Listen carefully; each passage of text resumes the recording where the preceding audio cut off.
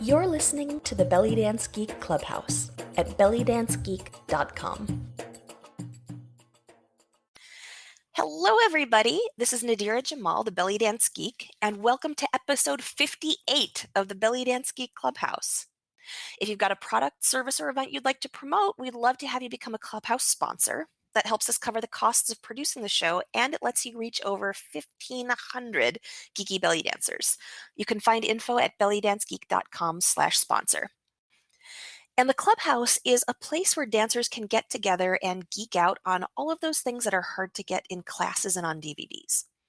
If you want help with the what, things like moves and combos and choreographies, it's really easy to find resources. But if you want help with the why and the how, business, musicality, culture, composition, all of that stuff can be harder to find. So every month I interview a different guest expert on a different geeky topic, and we always have time for questions and answers so you can geek out too. If you think that knowledge and creativity go together like chocolate and peanut butter, you are in the right place. My guest tonight is Jamie Lynn. She fell in love with Middle Eastern music over 2 decades ago, and that in turn introduced her to the amazing world of belly dance. With over 2 decades of dancing and discovery, she shares her enthusiasm through performance, teaching, and producing events such as Bahia's Cabaret Dance Camp, the World Dance Showcase, and other Central Texas events. Multiple degrees in the fine arts, in addition to her love of travel, research, and personal enrichment, sparked a continued interest in the historical and cultural importance of this dance through its musical and movement history. As a dancer, she seeks to illustrate the music with movements, with the belief that a deeper understanding of what the music tells us to dance can lead to a lifetime of enrichment. Technique is the basis, but expression is the goal. She's been honored to teach and perform nationally and internationally, and was a featured performer on AMC TV's Showville, as well as a variety of independent films, festivals, and stage shows, and with live bands from around the country. Her new series of independent studies, called Roxology, will be debuting at the Belly Dance Business Academy in February. She's also a costume designer and the creator of a line of custom silk clothing. You can check out her website at jamielynnbellydance.com, and that's JAMIELYNN. All right, welcome, Jamie Lynn. Hi. I You am make me so sound excited. fabulous. Well, you are. All right. I will have to apologize in advance. I am suffering from jet lag. I just got back from Egypt, and so if I get a little brain foggy, I apologize. I'm sure you'll be fine. And if you do get a little foggy, just take your time and Yes. not a problem. Thank you. All right. So Jamie Lynn is here today to talk to us about maqams. Now, there's a little vocabulary note in there, and that's that in Arabic, the plural is maqamat. And so there's kind of like a style question here, right? So if you're speaking in an English sentence, you can use the Arabic word or you can use the English one. So, for example, we say zills versus ziller and pizzas versus pizza. So I usually go with the English one. I think Jamie Lynn usually goes with the vocabulary, with the Arabic one. So you're going to hear both during this call. So. Exactly. But yes, maqams or maqamats is perfectly reasonable. So cool. All right. Well, before we jump into the technical stuff, Jamie Lynn, I'd like you to tell us your origin story. Tell us about how you got started in belly dance. Yeah. So I fell in love with the music first. I didn't even know anything about belly dancing. I'd maybe seen a couple of dancers at a Renaissance fair, but that was so not on my radar at all. But I fell in love with Middle Eastern music. I'm a big fan of Peter Gabriel, and he put out the soundtrack to a film and had collected music from the Middle East. So there was a CD called Passion Sources. Some of you may remember that back in the day. And I picked it up because it had Peter Gabriel's name on it. So to me, it was worth listening to. And I just absolutely fell in love with the stuff. I was like, what is this? Where can I find more of this? And I was lucky enough to be in one of my college classes with a family friend. I've known her for years, and she was teaching the class. It was an art class. And a kid in class, a guy, said, hey, can we listen to music? And she said, only if you listen to mine, and I doubt very many of you like Middle Eastern music. And my ears literally perked up. And so I went up to her after class and said, "So, Pat, I just discovered Middle Eastern music. What can you tell me? What do I need to go look for?" And she goes, "Well, why don't you come take my belly dance class?" And I had no idea she was a belly dancer. This was back in the early 90s, where you didn't really come out as first thing that you were a belly dancer. And even though she was a family friend, I had no idea. So I took her up on her offer and took a class and absolutely loved it. I had never been a dancer before, and I surprisingly had a facility for it and some talent, and that was the end of that. I took classes with her for about 4 months, and then we had a little performance, and I will never forget the moment of standing on stage when it hit me literally like a ton of bricks that I want to do this the rest of my life. And so I've been dancing ever since. Awesome. And tell us about how you got interested in maqams specifically. So it's been, over 2 decades since that moment on stage, and that epiphany of loving the music and finding a means to express the music with belly dance. And that continued kind of road has led me to look deeper and deeper into the music. So, it's one thing to have your favorite songs and say, yes, I want to dance to these, they're fabulous. But then there comes a time where you really want to look a little bit deeper into what you are dancing to. And that occurred for me about 10 years ago. You do the restaurant dancing and the Renaissance Festival dancing or whatnot. And then at a certain point you say, okay, what more is there to this? What am I dancing to? What culture is this from? What is there beneath just the music? And so I really started to explore getting the translations to all of the song titles, any kind of transliteration that I could find about the actual words, really trying to find out what this music was about.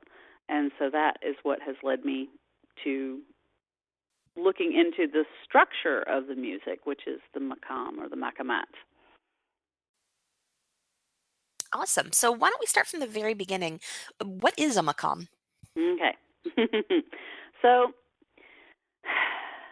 it's kind of like the key a song is in.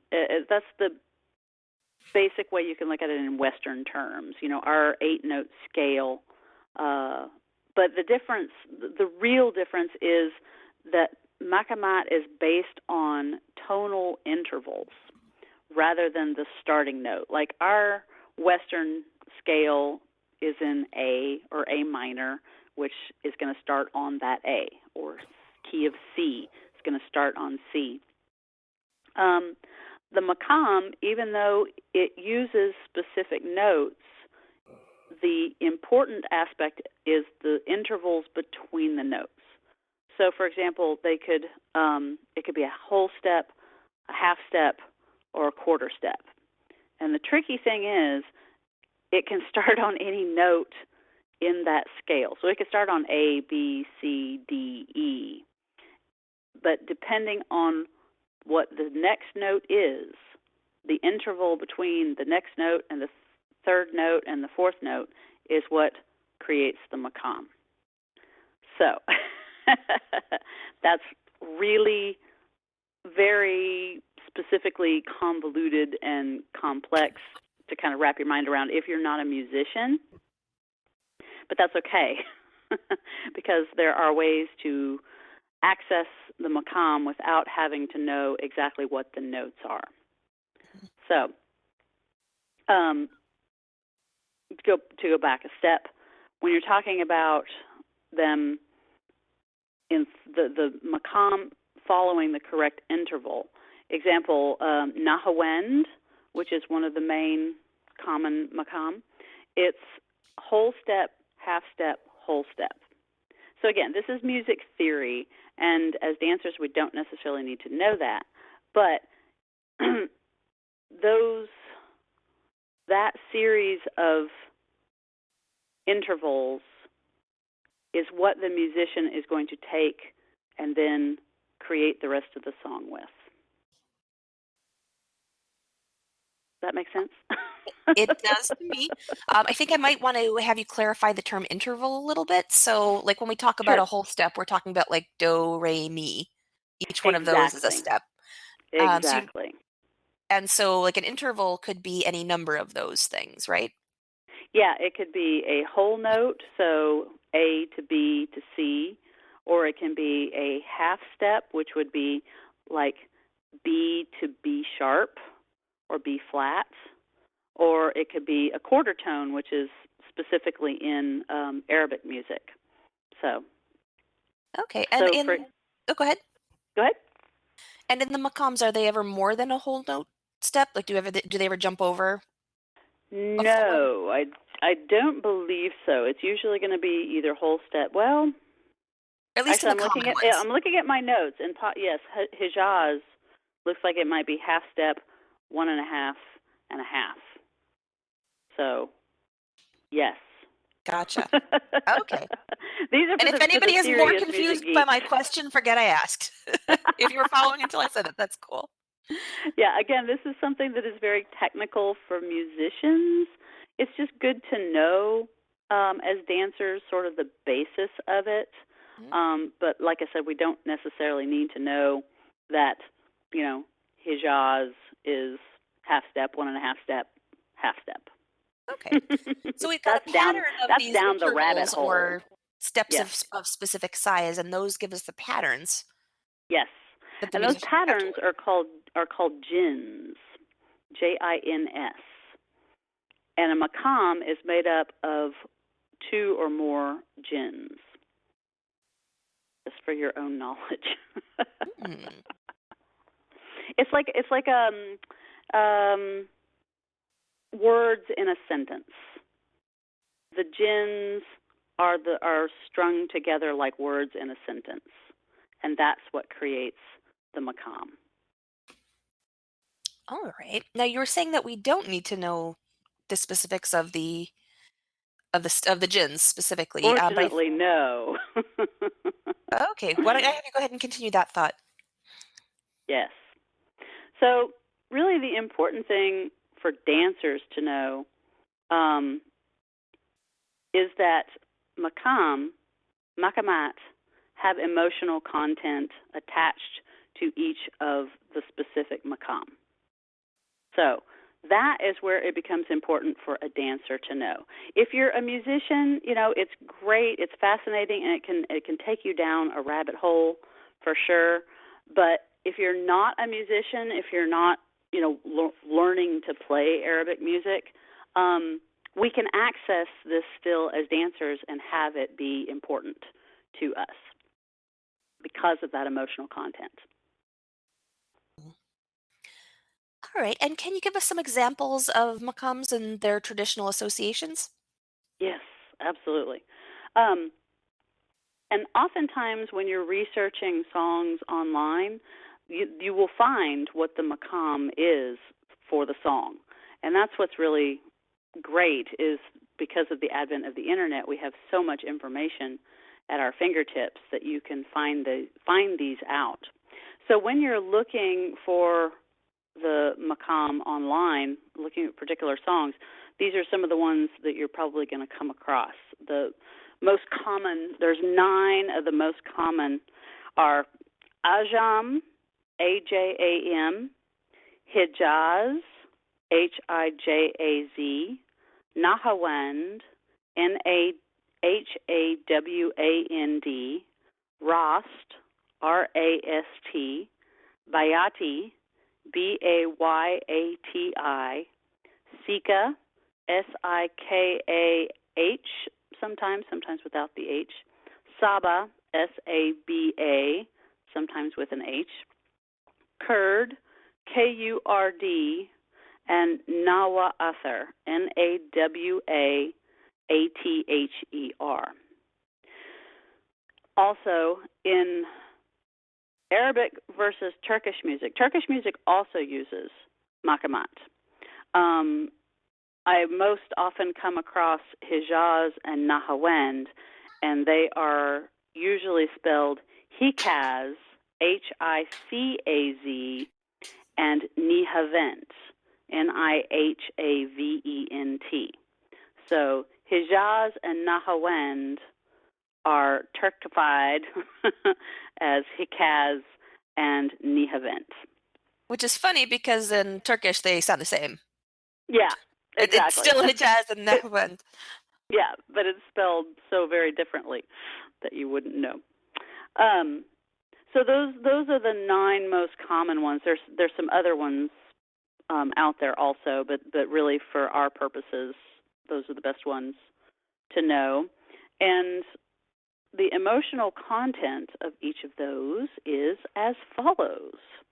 And I'm actually going to tell you a couple of songs that are in that particular maqam, so you can start to kind of hear it. It takes a pretty experienced ear to hear it. I'm not even sure I'm there yet. But you can listen to the different ones to hear some of the differences in flavor, at least. Yes, exactly. So Ajam, the emotional content behind it is typically cheerful or bright. It's really sort of almost a Western major scale. It tends to be a little bit more kind of comfortable to Western ears. People tend to kind of recognize that one. And Lisa Faker, and Agdan Alkek are a couple of songs that are specific in Ajam. Hijaz is lonely, distant, or spiritual. And some of these maqams are often they mean a place or a location sometimes, like Nihavent, which is a particular region, or sometimes they mean specific things, like Ajam actually means foreigner. So maybe that's why it sounds comfortable to our Western ears. So Hijaz, lonely, distant, and spiritual. And a couple of songs that are in that maqam are Ayazain and Ana Fi Intizark. And then we have Nahawand, which really implies a strong emotion. It's usually very, very dramatic, kind of extreme changes of emotion, oftentimes for love songs. So we have Leylet Hob and Auf Leila, and Bir Demet Yasmin is also in Nahawand or Nihavent. And of course, Oyun Nihavent in Turkish. Let's see, Rast is the next one, and it is masculine or powerful or classical. I've read that it is usually the maqam in Tarab, which is a feeling of musical ecstasy, that it tends to engender a feeling of musical ecstasy most often. So, pretty fascinating. And Sakaruni and El Hob Kulu are a couple of songs that are in Rast. Then there's Bayati, which is feminine and joyous and uplifting. Shashkin, Yain Mulietin, is in Bayati. So this actually brings me to something. Sometimes it doesn't seem like the song fits the maqam. Like, I wouldn't necessarily think of Shashkin as being feminine and joyous, personally. So this is something that, knowing the maqam, it may not necessarily fit it to our Western ears, but it's a nuance that gives a little bit deeper meaning to the song. So if you can think like Ayazain is another one that is kind of, it's Hijaz, which means lonely or distant. And at first listen, it doesn't really seem that way to me. But then if you look kind of beyond the surface of the music and delve a little deeper and use that as a sort of an access point, it gives you a little bit deeper nuance to the music. So, see, I love that piece. That is the single biggest reason why I figured we should have you come on the show and talk. So for those of you who don't know the story, which is probably everybody, Jamie Lynn has a great workshop that includes this stuff. And she taught that at the Las Vegas Belly Dance Intensive when I was there. yes. And I took it. And, I had always been of the stance that, hey, these are really cool. But given that their primary purpose is to add the emotional content to the music, and we can pick up on the emotional content of the music by listening, then it's one of those things that's really interesting to learn, but not necessarily a must know, right? Like all knowledge is Yeah. worth having. Let's geek out. Yes. This is great, but not necessarily like a nuts and bolts kind of thing. But when you mentioned that nuance, I was like, oh, right? There it Because is. yeah, so that nuance is giving us uh, a dimension on the music that the composer was putting in there on purpose that we may or may not pick up on. Exactly. Yeah, yeah. Especially, if you haven't grown up listening to Middle Eastern music all the time, you may not know these necessarily, and so this just gives us a little bit more access into to the music that we're dancing to. Yeah. All right. All Now I right. think So you had left off on Bayati. yes. All right. So Bayati, Sika is the next one, and it is youth and strength and fresh. Sika is kind of it's a little bit more modern, kind of in its feeling. And Sika, a song to go with that one is Sirat El Hob. It's not as many written in Sika, which is interesting, at least that I have been able to find. So Saba is the next one, and that is sad and lamenting.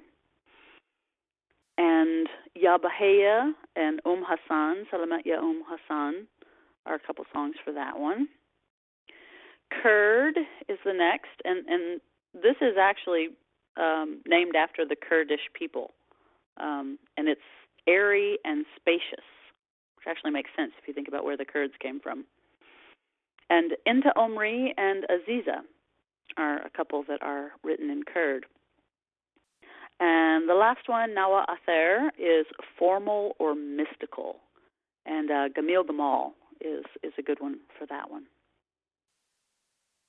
So there's our 9 primary maqamat, with their emotional contents.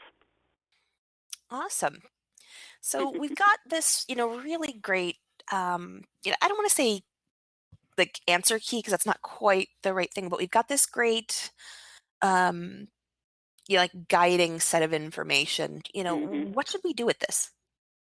So really, you're going to apply it to particular songs that you want to find, a little bit deeper understanding about.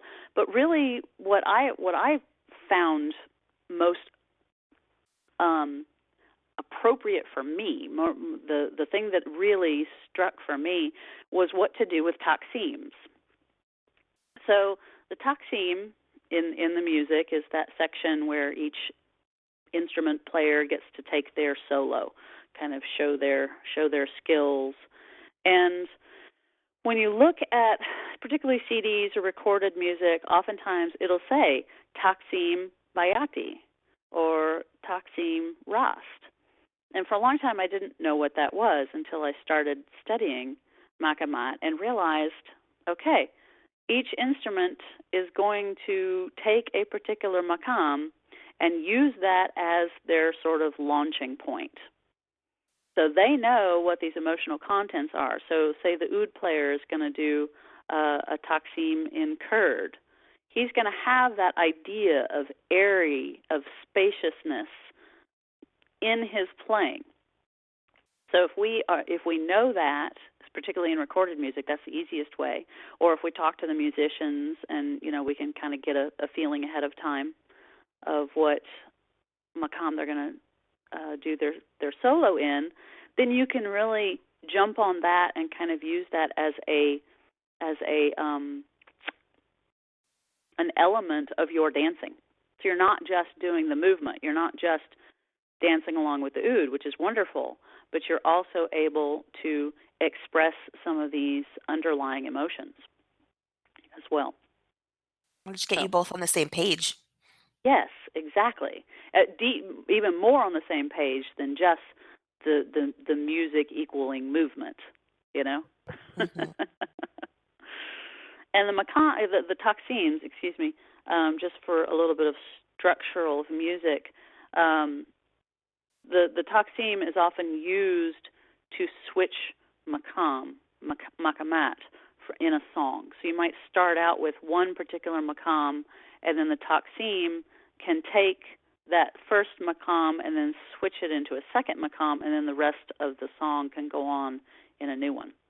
So that's a little something there too. Mm-hmm.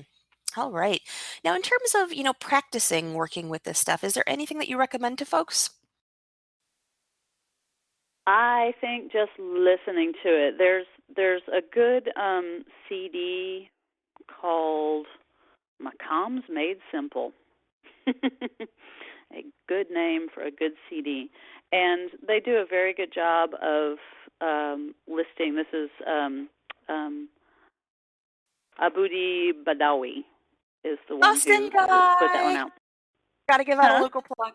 He's one of our New England musicians, actually. Oh, cool. Yep.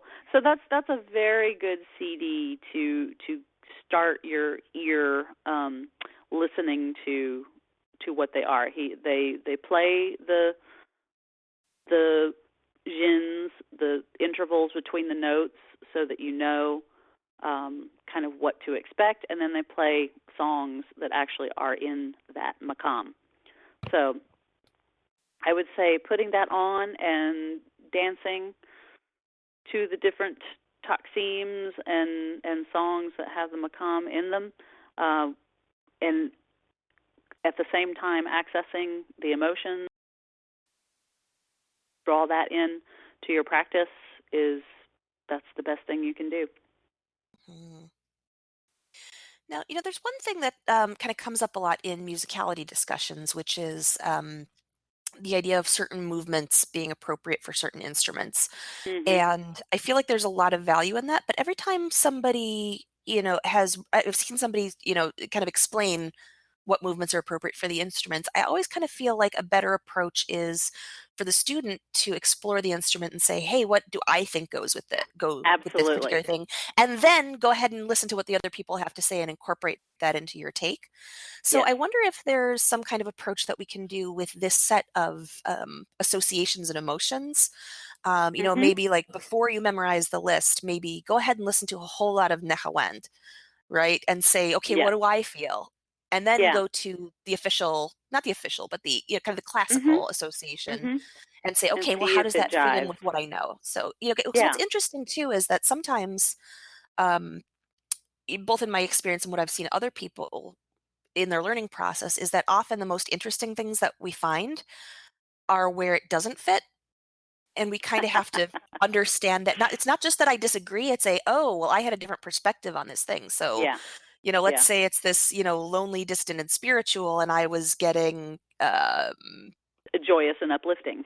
right. And maybe, maybe that's, like the joy of anticipation of when that Yes. loneliness is going to be dead. You can find even like another layer of nuance between Yes. the official one and yours sometimes. And And that's what I think is the beauty of it, is you listen to it for yourself and you say, okay, this is what this song says to me. Like I was talking about Aya Zane, to me it's a very lively, happy, joyous song. But then I find out that the maqam means distant or spiritual, and that does seem to be a little bit of a disconnect. And I've read that is often the case, especially like I said with Western ears, we have a slightly different interpretation of it. But looking back at what the classical maqam emotion is, it does make me listen to the song a little bit differently and go, okay, can I hear that in there? And yes, I can. And so it Mhm. helps. It gives that little bit of more nuanced Yeah. dancing. Yeah. I like that.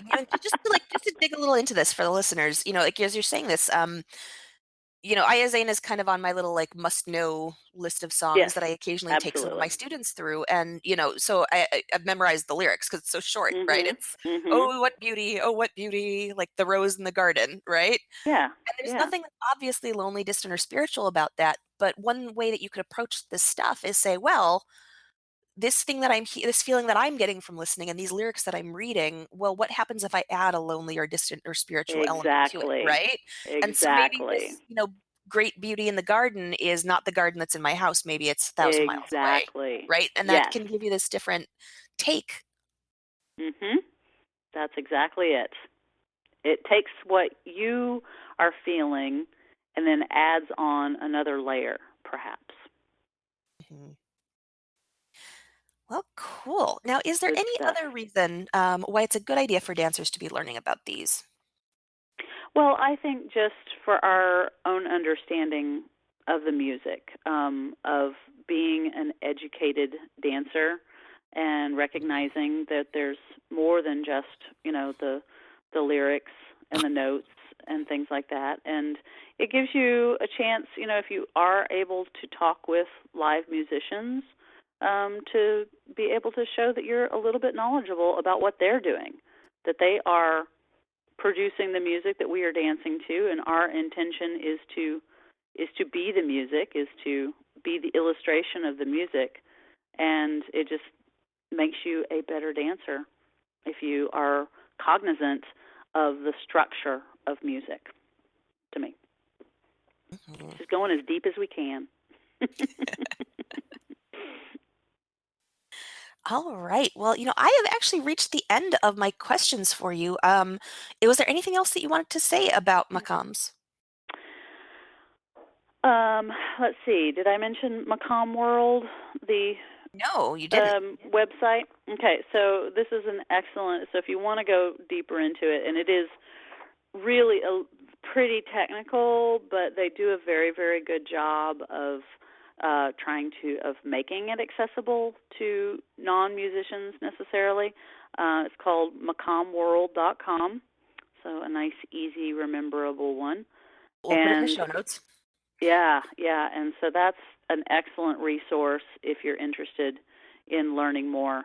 There's so much you can go into with this. I mean, I literally am just scratching the surface of it, but I think for dancers initially getting into it, we've got a pretty good basis of how to approach it. But if you want more, there's lots more. So, I'm thinking in terms of, coming to recognize these, and obviously looking up is an option for a lot of things. But are you aware of any resources that, uh, for kind of like learning to hum your way along with them? I know you mentioned Maqam's Made Simple. Do you know if Maqam World has any kind of like audio Yeah, tracks or there anything? are. Yeah, there are. If I remember correctly, I know that I have come across them in my searches. So I'm pretty sure Maqam World does. I'm not saying that 190%, 99%, but I'm pretty sure it does. Great. And And were like there I any said, other also just looking up, like I have a list, and maybe this is something I could shoot to you, which is the Kulthum discography, which has the maqam of almost all of her songs. that would And be so that's awesome if you kind don't of mind nice. sending that to us? Yeah. Yeah, absolutely, absolutely. Um, I'm trying to remember where that came from. Ooh, should cite my resources. But yeah, I'll send that to you, and we can put it up on the list. And so it's just, it's a matter of doing a little bit of research. And like I said, thank goodness for the internet. We have all of that at our fingertips now. So Some of these are very easy to find, others not so much. But, it's also one of those things of, even if you don't know the maqam of a song, you're still going to get an emotional content of it just by listening to it. And that's an appropriate response, is whatever you are listening and whatever you are feeling from it, that is your interpretation as a dancer, and that is perfectly valid as well. So. Awesome. Yeah. Well, we are going to move on to questions and answers in a sec, but if people take one thing away from this call, what would you want that to be? It's really to just explore as deeply as you can into the music you're dancing to. We are representing a culture's art form, and so it at minimum knowing the translation of the title, preferably the words if you can find it, and most of those you can find just about everything online now, and then going further into the maqamat, which with the emotional content. But I think that's the thing, is to just delve as deeply as we can into that which we are dancing to. Yeah. Awesome. And if people want to learn more from you, what are some resources for doing that? Well, I have started something which you mentioned briefly, which I hope all of the Clubhouse geeks will be interested in, is Roxology. So I have a Facebook page. It's Raks-Ology, RAKS-OLOGY, and a website which I just got up, so it's still in process, but it's roxology.com with a hyphen again. And these are resources for people to share information about music and culture and history and all this good belly dance geeky stuff.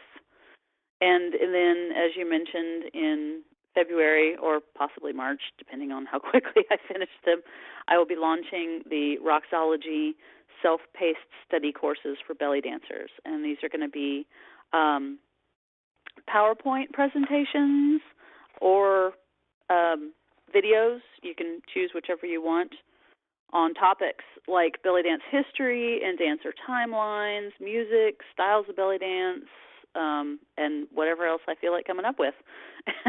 And those will be on the Belly Dance Business Academy website. Which is awesome. And if you're not already checking that out, you should be. A whole bunch of our guests are on there. Yeah. And if all goes according to plan, I'm actually going to be producing a CD from Hollywood Music Academy that's going to accompany the courses. So that'll be fun. Awesome. Now, Coming did you mean soon, Hollywood Music Center by any chance? Hum? Did you mean Hollywood Music Center? Yeah, is that what I I think you might have said Hollywood Music Academy. Yeah. Yes. I had Belly Dance Business Academy on the brain. I'm telling you, jet lag is nothing to sneeze at. Not a problem. That is an Hollywood awesome Music resource, Center. too, to have all of that collected right there. Yeah, it really is. So I'm excited about that. So and of course I'm happy to travel around the country to teach workshops and all this fun stuff. So if anybody's interested in hosting me, feel free to contact me. That's how we all got started today. So, and what's the best way to reach you? On my website, jamielynnbellydance.com. There's a couple of contact things, or you can email me at jamielynn@gmx.com. All right. Great. So let's go ahead and open up the call to questions and answers. So, Yes. folks who are listening on the webcast, if you do not have your mic and speakers connected, you can use the question box on the right. That looks like a little cartoon speech bubble with 3 dots.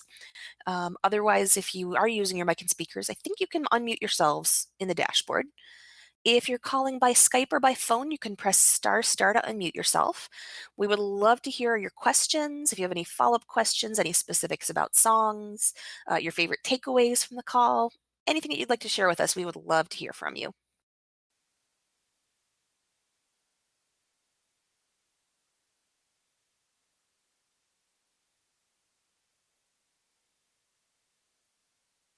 And this is the part where we wait for somebody to go first. Yep. I feel like we need little theme music for this part. All right, we've got a caller. Woohoo! Hi, my name is Chantal. Can you hear me? Yes. Hi, Chantal. Mm. Hi, Jamie. Thank you so much for that wonderful lesson. That's really priceless. Oh, good. It's so hard because it can be so abstract, but this Yes. is a really great beginning. Good. Good. It can. Great. Yeah, go ahead. I'm sorry. Go ahead. I'm sorry. No, no worries. Okay, I was just going to say I wanted to ask you about your recent trip to Egypt, if I may. I know it may not be directly on topic. Go for it. I'm happy to talk about it. Oh, great, because I was considering going to the Ahlan Festival for the first time in July, so I wanted to ask you about your trip. Oh, boy. So I had the great luck to go with a friend who has been going for many, many years. So I got a very much family view of Cairo, more so than going on a tour. So we really had an adventurous time in the city, and I have not felt as safe there as I than I've ever had in any country traveling. I was really surprised at that. Yeah. And I had heard other friends say that they felt very safe there. And, it's something that we don't really expect, thinking of all the news that we hear about the Middle East. But, yeah, we were walking around at 10:30 at night, two Western women, and we were never harassed. We were never catcalled. It was perfectly fine. So yeah, I'm not saying that it is 100% safe. Nobody can say that anywhere, even outside their door. But I had a wonderful time and would highly recommend it. So great. Thank you. I'm so glad to hear that because that was one of my husband's concerns, of course. Of course. Yeah. There's a lot of plainclothes policemen. There's a lot of security personnel because they're very concerned about their lack of tourism. And I have to say there were very, very few Europeans there. I'm sure there will be more at a dance festival. Like I said, we were mostly just downtown and in the markets and things like that. And very, very few Westerners. So they're trying very hard to make people aware that it's good to come. So excellent. Yeah. And may I also ask, do you think that 2 weeks is enough to be there on a first trip? It depends on how much you want to do. If you're going for the dance festival, that's fantastic. But do make sure you go see some of the archaeological sites. The museum, the archaeology museum, is amazing. Yeah, if you're traveling, if you're going to go to Luxor or Aswan, I think 2 weeks would be a fantastic amount of time. Yeah. Great. Thank you so much. I don't want to take welcome. your time away from anybody else who might have a maqam question. Well, it's all related, All right. Well, thanks for breaking the ice, Chantel. My pleasure, Nadira. All right. So if anybody else has got a question, a comment, their favorite takeaway, it looks like we've got Shining. Hey. Hi. Thank you for the talk. It was very interesting. Good. This has kind of been on my mind for a while anyways, in terms of a project that I'm brewing up, and so I wonder if maybe you can point me in the way of a resource. One of the ideas I'm having is to organize a class on the Oriental emergence or Mégençais, and break down like 6 of the common entrance songs by maqam and rhythm and things like this. Do you know if that's already done anywhere? Like is there a website or has somebody already like posted or listed out like the sort of breakdown of the songs? I have not seen anything so specific down to the Maqamats. I've seen a few where they talk about the different rhythms and sort of emotional feeling that is personal, listening to. But I have not seen it as far as Maqamat go. I think that would be an excellent idea for you to do, and post it so that other people can appreciate it. That would be a challenge because oftentimes we're going by what the composers have, the information that they've given us. Like I said, trying to listen to something and determine what maqam it's in is incredibly difficult. But if you're up to the challenge, I say go for it. Yeah, I figured I would probably, like, if I couldn't find a resource that was already available, I'd ask one of the like local musicians who Yes, will have that a would better ear be for that than I will. that would be spectacular. Yeah, if you could bend the ear of a musician and at least get some of it, that in itself would be very, very helpful. I am curious, because emergencies are so, I call them the ADD of belly dancing because they just jump around so much. I do wonder if how that has been composed into them, if it was really a strong consideration. So I'd be curious to see what you learn. Keep me posted. It seems like we had I don't know if you know Henna and David Reese, but they're here in the Portland, Oregon area, and they did a workshop on Anafi and Tazarek last year, and did that where they broke down the whole song kind of minute by minute about with the maqam and all of that, which is kind of where this idea is stemming from. Fantastic.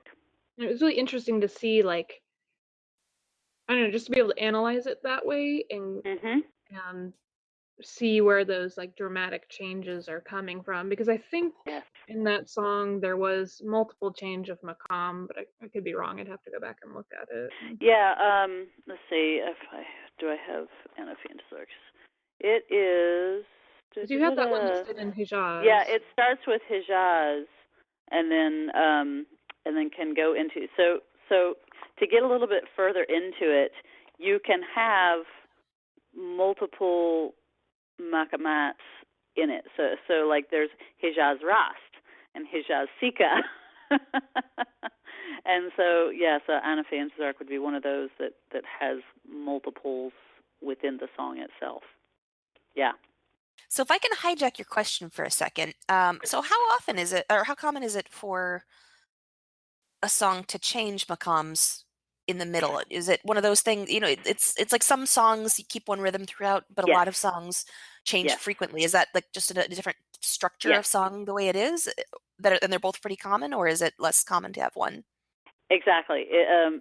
Yes, to all of that.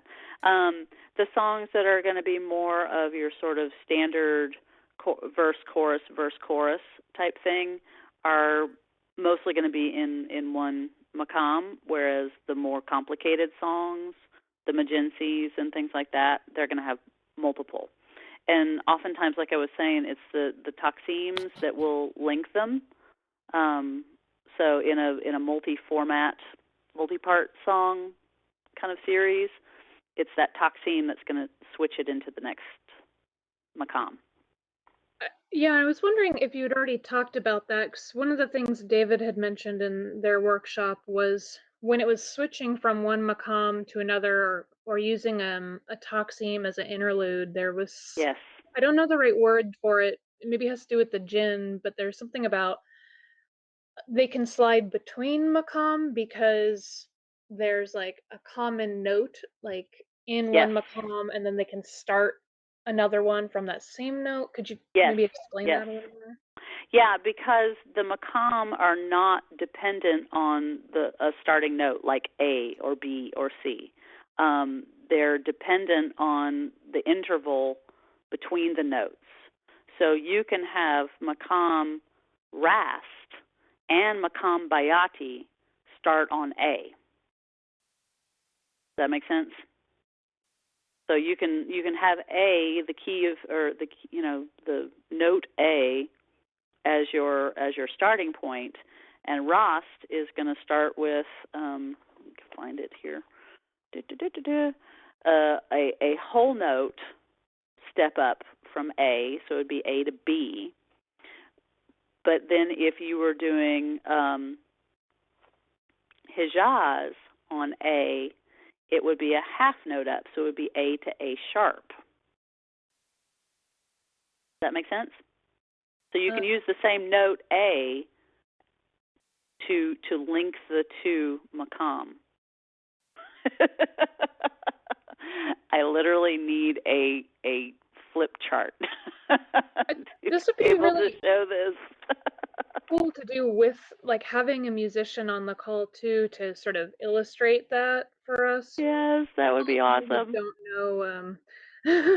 Yeah. That would be for next time. I looked into seeing if I could gather some music clips, but I couldn't find anything. I couldn't find enough of a selection that didn't have copyright issues. Yeah, yeah, that's part of the problem. So I would say yes, go take advantage of what musician friends that you have and explore this with them, because I mean, as we know, dancers and musicians tend to like to talk about their art, and so I would hope that they would be more than willing to talk with you about it. Cool, thank you. Good luck. This sounds like a great project. Seriously, please email me. Or join our Roxology page and post your findings there.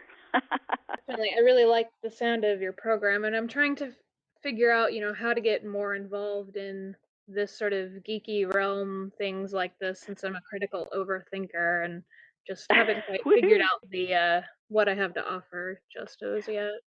Well, this is a movement that is taking off. I was so excited when I met Nadira Jamal and seeing what she's doing, and in keeping with what I'm interested in, and what I'm seeing more and more people looking into these, what did you call it, the hows, and not the hows, but the whys and the wherefores. So it's not the what, but the why and the how. That's it, yes. So I see that as a movement really across the board. And so the more people who are looking into that and bringing it forward, just the better dancers we're all going to be, for sure. Awesome. Well, thanks, Shining, and good luck with your project. Mm-hmm. All right. If anybody else would like to jump in with a question or share your favorite takeaway or a story, we would love to hear from you.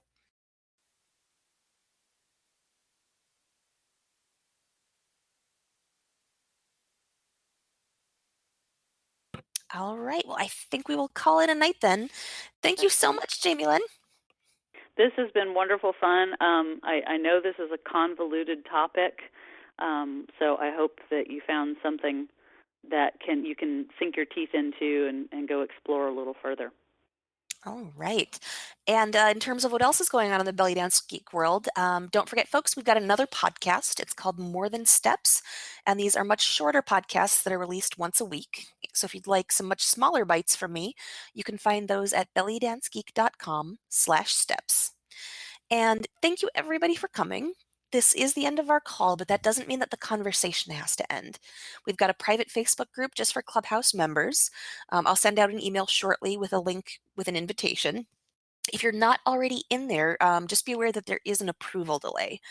You do have to be approved to join the group just to make sure that we're all dancers and not people who like to creepily hang around dancers. So sometimes it can take us a couple of days to approve you. That email will also include a link to the call recording if you want to listen to this again, a link to Jamie Lynn's website and the resources that she's mentioned, and also a link to our feedback survey. So if you have any topics, speakers, or improvements that you would like to suggest, we would love to hear from you. We actually have almost a year's worth of guests booked out ahead of time, so we're not adding anybody immediately, but I'd still love to hear your suggestions, and we'll keep them in mind for the future. Our next call is going to come up in February, but the date and time are still TBD, so keep an eye on your inbox for those details. And the last thing that I want to say is that this is the come on in kind of clubhouse, not the no boys allowed kind. So if you know anybody who would like to join us, you can do that at bellydancegeek.com/clubhouse. And until next time, happy dancing. Good night, everybody. Thank you, Nadira. Thanks for listening. For more geek-tacular resources, visit bellydancegeek.com.